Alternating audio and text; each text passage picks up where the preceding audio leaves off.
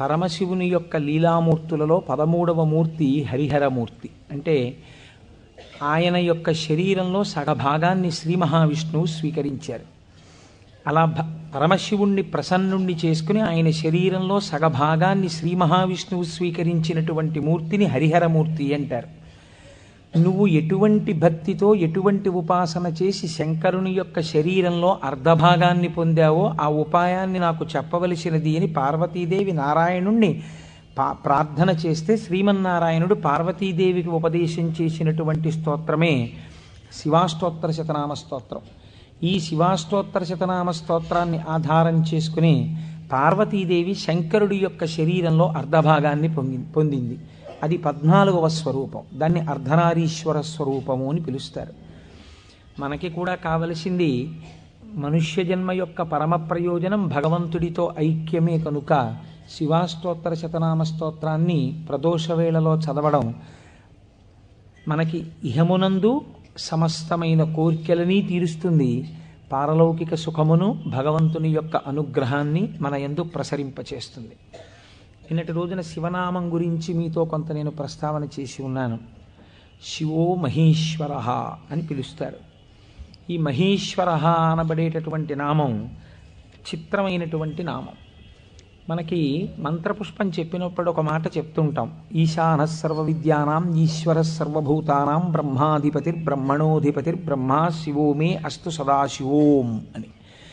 సర్వమంగళములకు కారణమైనటువంటి వాడు, సర్వ జగన్నియామకుడు, సృష్టి స్థితి లయలు చేసేటటువంటి వాడు, తానొక్కడే అయి ఉండి కానీ సృష్టి చేసినప్పుడు ఒకడిగా, స్థితికారకుడిగా ఉన్నప్పుడు ఒకడిగా, లయకారకుడిగా ఉన్నప్పుడు ఒకడిగా, మూడుగా కనపడుతూ ఆయన యొక్క అనుగ్రహము చేత జ్ఞానము కలిగినప్పుడు అవి మూడు కావు ఒక్కటే అన్న జ్ఞానము ఎవరి నుంచి ప్రసరిస్తుందో ఆయన మహేశ్వరుడు.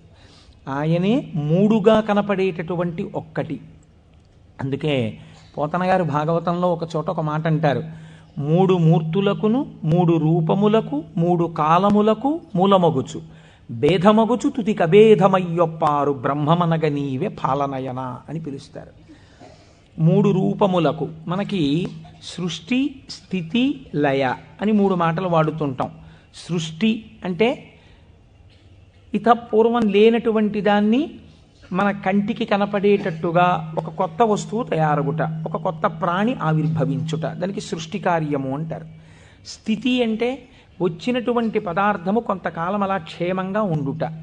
లయము అంటే ఎక్కడి నుంచి వచ్చిందో అక్కడికి వెళ్ళిపోవుట. అయితే చాలామందికి ఒక తప్పు అభిప్రాయం ఉంటుంది. రుద్రుడు లేదా శివుడు అనేటప్పటికీ ఆయన సంహారకర్త, అనగా చంపేస్తాడు బాబోయ్. శంకరుణ్ణి ప్రార్థన చేస్తే ఆయన లయకారకుడు కదండి, చంపేస్తాడంటారు. కాదు, అన్ని వేళలా లయము అన్న శబ్దానికి అర్థం కేవలం చంపేయడం కాదు. ఆయన చాలా ఉదారుడై ఉంటాడు. మీకు నేను కొన్ని ఉదాహరణలు చూపిస్తాను. మనకి లయమునందు స్వల్పకాలిక లయము అని ఒక మాట ఉంది. స్వల్పకాలిక లయం అంటే ఏమిటో తెలుసా అండి? నేను ఆఫీస్కి వెళ్ళాననుకోండి, నా ప్రయోజనం ఏమిటి? ఆఫీస్కి వెళ్ళడం దేని గురించి అంటే నా ఇంట్లో ఉన్న భార్యాబిడ్డలు క్షేమంగా సంతోషంగా ఆనందంగా ఉండేటట్టుగా వాళ్ళకి కావలసినటువంటి ద్రవ్యమును సంపాదించడానికి ఆఫీస్కి వెడతాను. ఆఫీస్ ఎంత బాగున్నా నేను ఆఫీస్లో ఉండిపోను. ఆఫీస్కి వెళ్ళడం ఎందుకంటే ఇంటికి వచ్చేయడానికి తప్ప. ఆఫీస్కి వెళ్ళి ఆఫీస్లో ఉండిపోవడానికి ఆఫీస్కి ఎవరు వెళ్ళరు, ఇంటికి వచ్చేస్తారు. ఇంటికి వచ్చేస్తే అమ్మయ్యా ప్రాణం హాయిగా ఉందంటారు. మీరు చూడండి, తీర్థయాత్రలకు వెళ్ళిన వాళ్ళు ఓ మాట అంటుంటారు, ఓ 10 రోజులో 15 రోజులో యాత్రకు వెళ్ళినప్పుడు బాగుంటుంది. యాత్రకు వెళ్ళి రాగానే మొదట వచ్చే మాట ఏమిటంటే, భార్య భోజనం పెట్టగానే ఇంట్లో చారు అన్నమైనా ఎంత సుఖంగా ఉందోనే అంటాడు. తన ఇల్లు అనేటప్పటికీ ఒక తృప్తి. అలాగే మీ యొక్క స్వస్వరూపమునందు మీరు నిలబడినప్పుడు సుఖదుఖములనేటటువంటివి లేకుండా పరమ ప్రశాంతమైన స్థితిలో మీరు ఉంటారు. మీ స్థితి అసలు ఏమిటి? ఆనందకరమైనటువంటి స్థితి. మరి దుఃఖం ఎందుకు వస్తుంది? మనస్సు యొక్క సంకల్ప వికల్పముల వలన దుఃఖం వస్తుంది. ఆ మనస్సు సుషుప్తిలో ఆత్మలోకి చేరిపోయింది అనుకోండి, ఏమీ తెలియని స్థితిలో, అది అజ్ఞానం అంటే మనం తెలుసుకోలేం. కానీ మీరు బాగా గాఢ నిద్ర పట్టినప్పుడు ఎలా ఉంది అన్నారనుకోండి, ఎవ్వడూ కూడా ఎంత దుఃఖంగా ఉందోనండి, అంత గాఢ నిద్ర పట్టింది, ఎంత ఏడుపు వచ్చిందో ఆ గాఢ నిద్రలో అన్నవాడు మీకు ప్రపంచంలో ఉండడు. బా ఎంత హాయిగా నిద్ర పట్టిందో అంటాడు. ఏమిటా హాయి? మనస్సు లేకపోవడమే హాయి. మనస్సు ఆత్మలోకి వెళ్ళిపోయింది. అలా వెళ్ళిపోయి ఆత్మగా ఉండిపోతే ఎంత సంతోషమో, ఎంత హాయో, ఎంత ఆనందమో. ఈ బాహ్యమును గురించినటువంటి ఎరుక అంతా ఆగిపోతుంది. ఆగిపోయినప్పుడు గొప్ప ఆనందాన్ని పొందుతాడు. ఇలా ఆనందాన్ని పొందినటువంటి స్వరూపము ఏది ఉన్నదో ఆ ఆనందమే శంకరుడు, ఆ ఆనందమే పరమశివుడు. ఆయన ఈ నిద్ర పోయినప్పుడు దీనిని స్వల్పకాలిక లయము అని పిలుస్తారు. నిద్ర పట్టలేదనుకోండి, అంతకన్నా భయంకరమైన స్థితి ప్రపంచంలో ఇంకోటి ఉండదు, అంతకన్నా దుఃఖం కూడా ఇంకోటి ఉండదు. ఒక్కరోజు రాత్రి 1 గంట వరకు నిద్ర పట్టలేదనుకోండి, పిచ్చెక్కినట్టు ఉంటుంది, ఏం చెయ్యాలో అర్థం కాక. ఏదో అలవాటు ఉన్నవాడైతే పుస్తకం తీసుకాసేపు చదువుకుంటే వేరు మాట అనుకోండి. నిద్ర ఎవరు ఇస్తున్నారు? నిద్రని భగవంతుడు మీరు అర్థించకుండా, మీరు ఏ ప్రయత్నమూ చెయ్యకుండా తిరిగి తిరిగి తిరిగి తిరిగి విషయ సుఖాలలో మీరు మగ్నమై ఇంద్రియములన్నీ అలిసిపోయి మనస్సు అలిసిపోతే ఈ శరీరాన్ని తీసుకెళ్ళి ఓ మంచం మీదో, పరుపు మీదో, నేల మీదో, చాప మీదో, బొంత మీదో పడుకోబెట్టేస్తే ఆయన చక్కగా ఇంద్రియాల్లో ఉన్న శక్తిని అంతటినీ తీసి మనస్సులో పెట్టేస్తాడు. కళ్ళల్లో ఉన్న శక్తి వెనక్కి తీసి మనస్సులో పెడతాడు. కళ్ళు తెరిచి ఉంటాయి కానీ చూడడం. ఒక్కొక్కడు కళ్ళు తెరిచి నిద్రపోతాడు, లేకపోతే సగం తెరిచి నిద్రపోతాడు, కానీ ఏం చూడలేడు, ఎందుకంటే శక్తి వెనక్కి వెళ్ళిపోయింది. చెవు దగ్గరికి వెళ్ళి మాట్లాడినా వినపడదు, ఎందుచేత ఆ చెవికి వినపడే శక్తి మనస్సులోకి వెళ్ళిపోయింది. ఇంద్రియాలలో ఉన్న శక్తి మనస్సులోకి, మనస్సు ఆత్మలోకి వెళ్ళిపోతుంది. ఈ గాఢమైనటువంటి సుషుప్తి అనబడేటటువంటి నిద్రలో ఈశ్వరుడు మనకు ఒక గొప్ప ప్రయోజనాన్ని చేకూరుస్తాడు. దీన్నే స్వల్పకాలిక లయము అంటారు. మనం ఛార్జింగ్ లైట్ని కరెంటుతో ఛార్జ్ చేసినట్టు ఈ మనస్సు ఇంద్రియముల యొక్క శక్తి తీసుకుని ఆత్మలోకి వెళ్ళి కూర్చుంటుంది. కూర్చున్నప్పుడు ఈ ఆత్మ మళ్ళీ మనస్సుకి ఇంద్రియములకు కావలసినటువంటి బలాన్ని ఇస్తుంది. తెల్లవారి నిద్ర లేవగానే మనస్సు మేల్కొంటుంది. మేల్కొనడం అంటే ఆత్మ నుంచి విడివడుతుంది. అసలు యథార్థమునకు సృష్టి, స్థితి, లయ అన్నవి ఎక్కడ దర్శనం చేయాలో తెలుసా అండి? మీరు ఇక్కడే దర్శనం చేయాలి. అది మహేశ్వర స్వరూప దర్శనం అవుతుంది. మీకు ఎలా దర్శనం చెయ్యాలి? మీకు నిద్ర లేవగానే మొట్టమొదటి ఆలోచన అయితే వచ్చిందో దానికి మీరు సాక్షిగా ఉన్నారనుకోండి. తెలివి రాగానే నాకు మొదట ఏం ఆలోచన వచ్చింది అంటే ఆలోచన మనస్సు యొక్క స్వరూపం. అది ఏం ఆలోచించిందని మీరు ఆలోచనని పసిగట్టి వేరుగా ఉండడం, మీరు ఆత్మగా ఉండడం. ఆత్మగా ఉండి మీరు మొదటి ఆలోచనని చూశారనుకోండి, దాని ఆలోచనల్ని చూడడం మీకు అలవాటు అవుతుంది. ఇది సృష్టి, చతుర్ముఖ బ్రహ్మ దర్శనం. కాబట్టి బ్రహ్మగారికి పూజ లేదు. ఎందుకనంటే ఆ సంకల్ప దర్శనము చేత మాత్రమే మీరు బ్రహ్మదర్శనం చేసేస్తారు. సృష్టి ప్రారంభమైంది అంటే మీ మనస్సు బయటికి వచ్చింది. ఇప్పుడు మీకేం కావాలి? స్థితి కావాలి. స్థితి అంటే నిర్వహణ శక్తి కావాలి. కొన్ని సంకల్పములను మనస్సు చేస్తుంది, వీటిని విడగొట్టగలిగిన ప్రజ్ఞ కావాలి. అది వ్యగ్రతతో ఇవాళ ఈ పని చెయ్యి అంటుంది, నేను చేయను.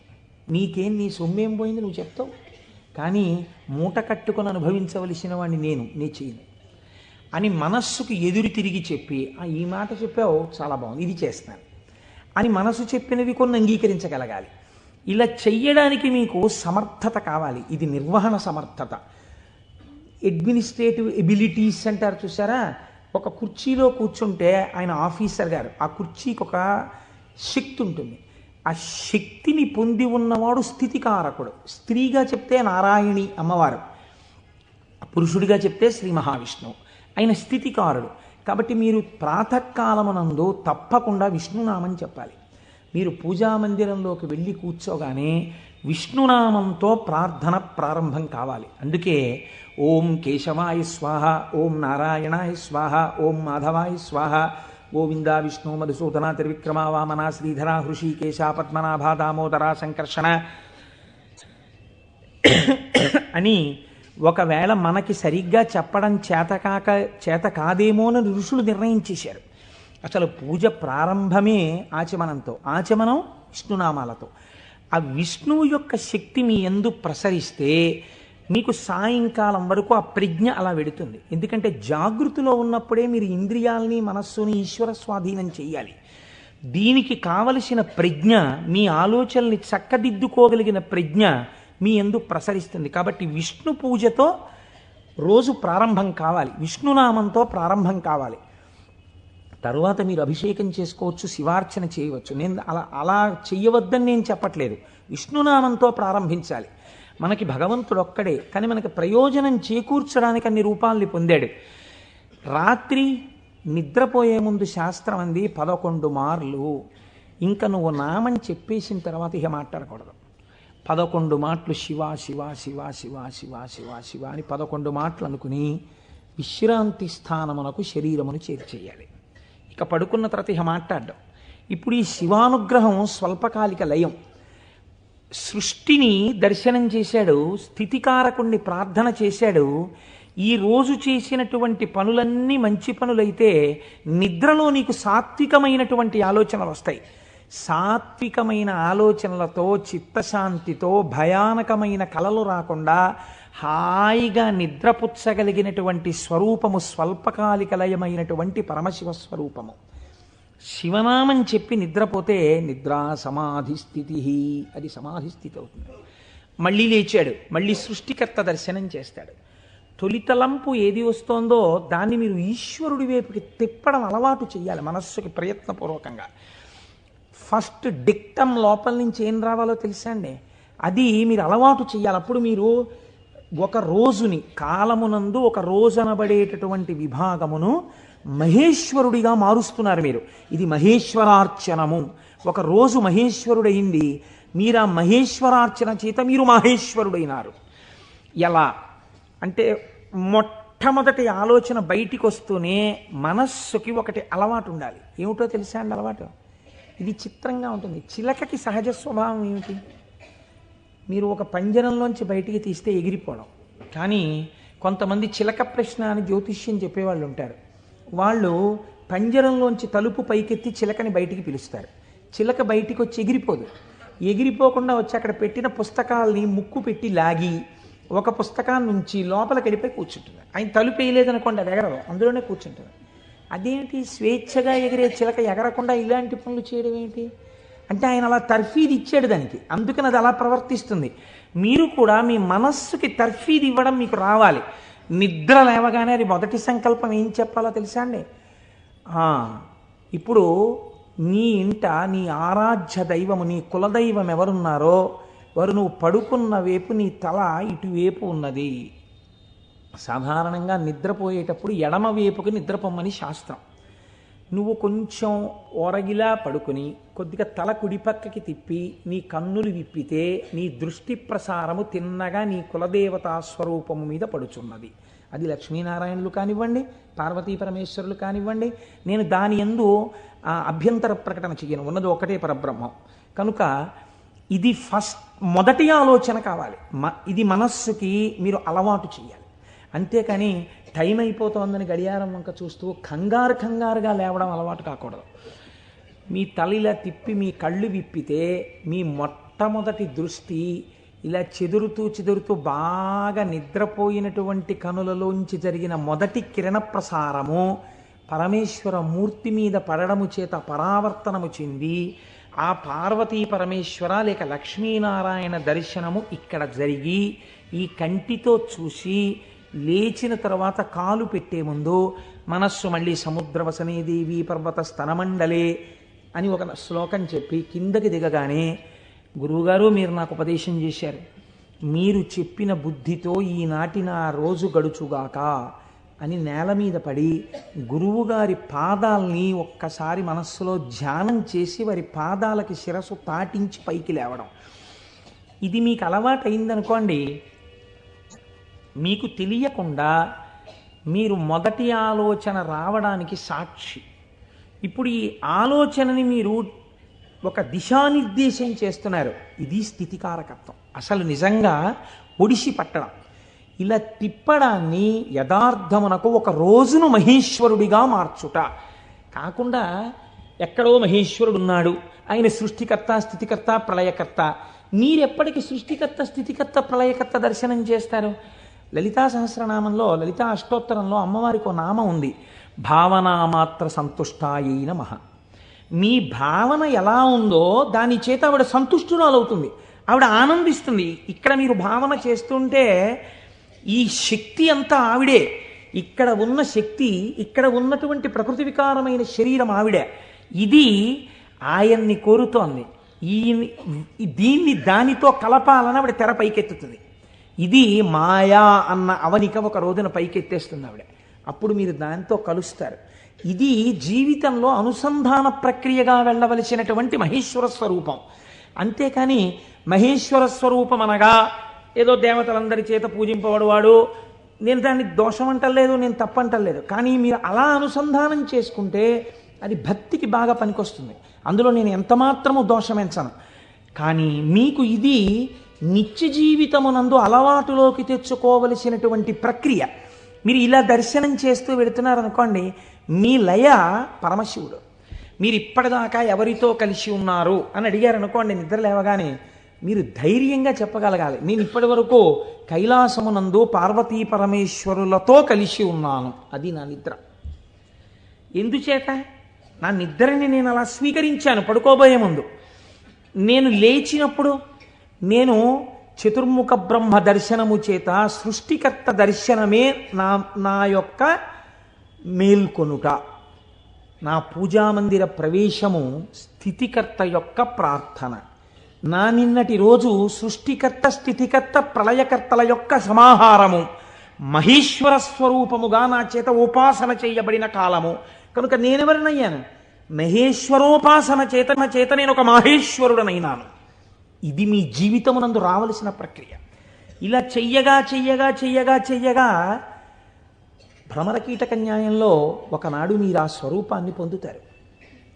ఇలా కాకుండా వేరొక రకమైనటువంటి ఆలోచనతో జీవితం వెళ్ళిందనుకోండి, వ్యగ్రతతో, అసలు మీరు ఆత్మలోంచి విడిపడడంలో మీకు కృతజ్ఞతాభావం లేదు.